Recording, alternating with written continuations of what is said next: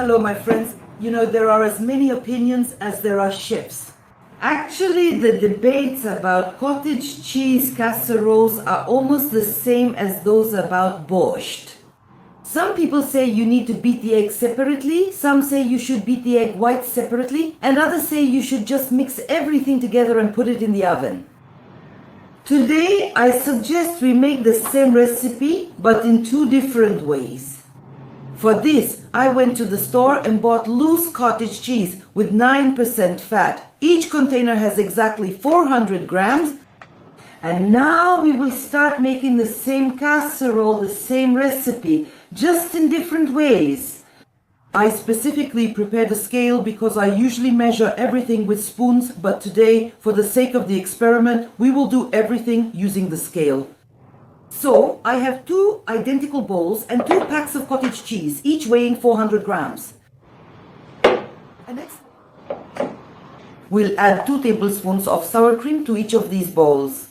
To make it even, I'll weigh how much 2 tablespoons of sour cream is.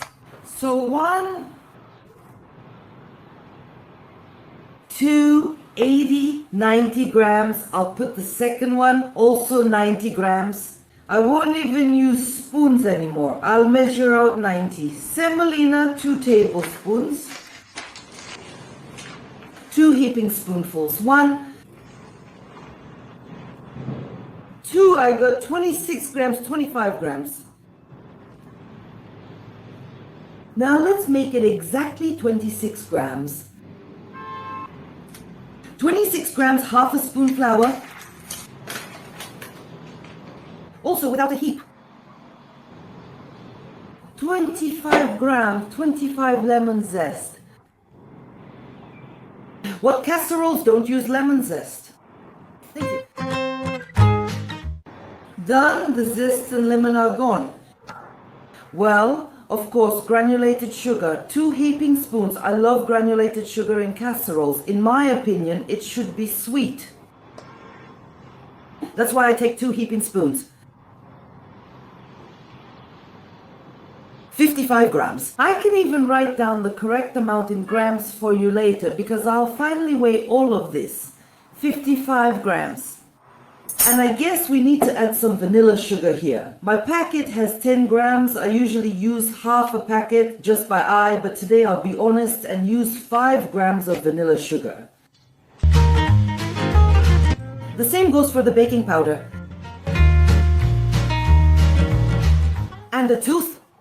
What kind of casserole would it be without raisins?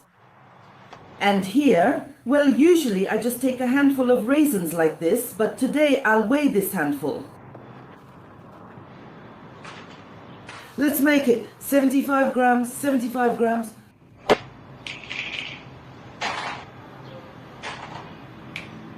Grams. Well, now for the most interesting part. Usually all the fuss is about the eggs. 2 eggs of the same size. In one of the casseroles, we'll beat the whole egg.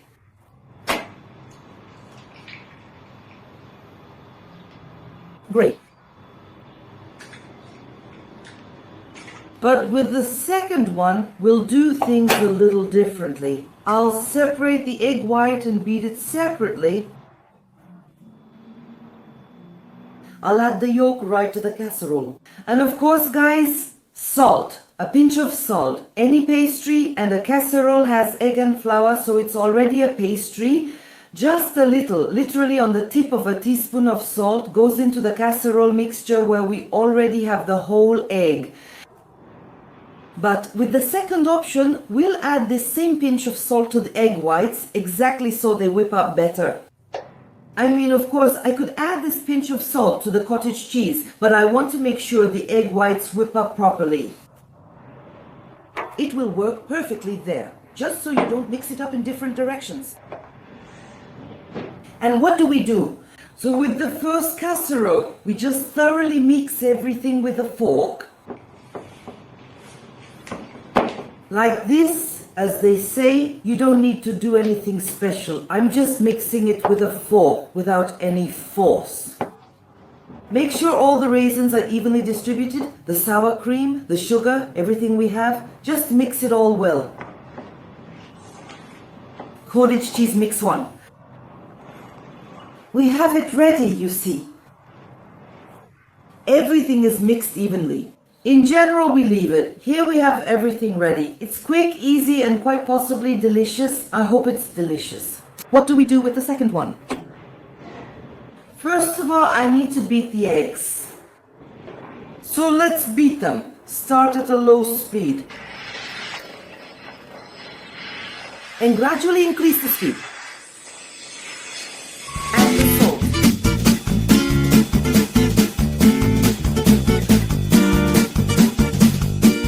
Look, I whipped it all to stiff peaks.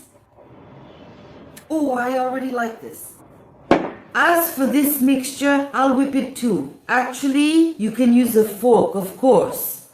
Many chefs say, but I actually like pieces of cottage cheese when I find them in casseroles. Actually, I think they're just too lazy to do it, to whip it, so I'll whip it myself. I whipped it, but I'll whip it again.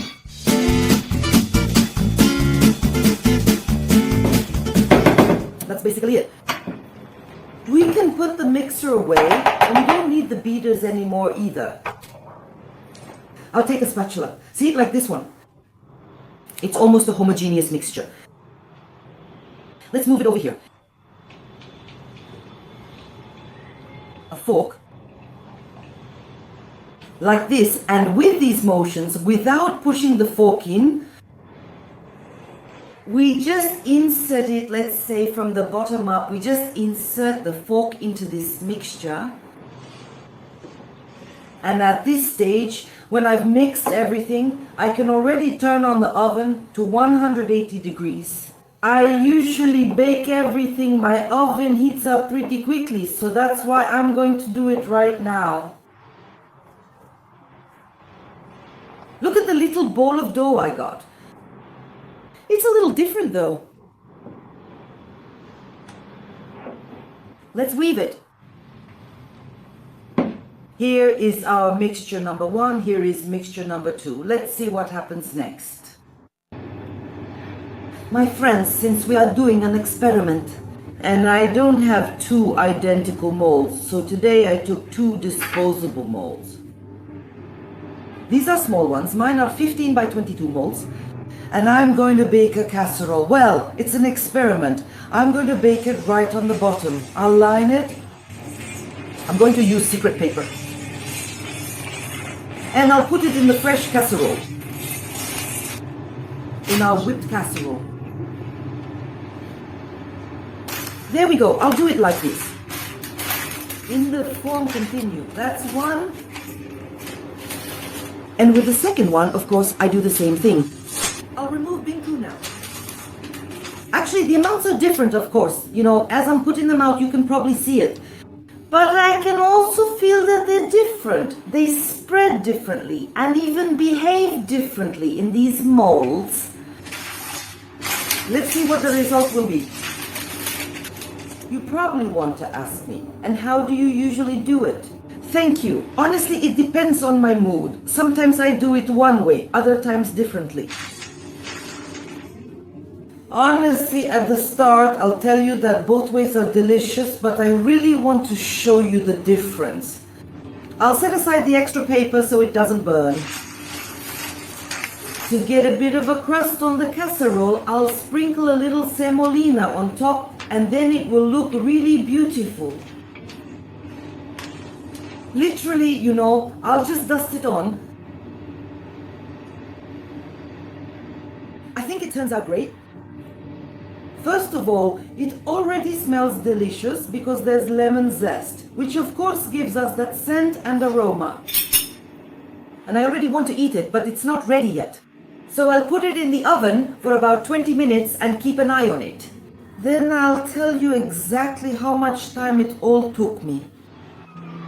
Well, my friends, here we have casserole number 1 and casserole number 2. Honestly, just by looking at them, I can't even tell which one is which. I'll let them cool for about 5 minutes and then we'll cut them. Both of them have risen. This one is a bit bigger. I suspect this one has whipped egg whites. Let's see. Well, my friends, the experiment continues. The casseroles have cooled down a bit, and now I can take them out with a clear conscience. You see, they come out very easily on the paper. But I won't take them off. It's fine. And now let's try to guess which one is which. On the outside, they're absolutely identical. Let's see what's inside. So,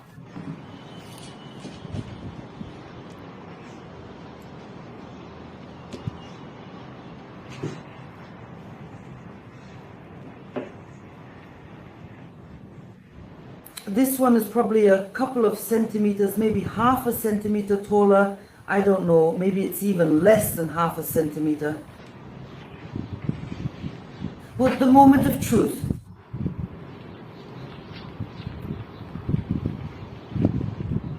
Casserole number 1. Take a good look at it. I don't know which one this is. Casserole number 2. And now I can tell you for sure. This is the casserole that was made without mixing. Well, without egg in the batter, it's more moist. This casserole was slightly whipped. It's more airy. So there's a difference. Let's try it. All right, I'll break off a piece here. Here you go, it melts in your mouth. Guys, this is really delicious. This furniture is tasty. I'm trying the second one.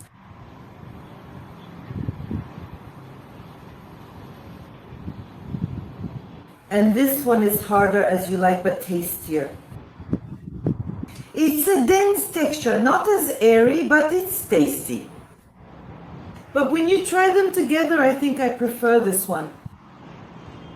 Cook with pleasure, use the recipes, enjoy yourselves, and may you always have a rich and delicious table.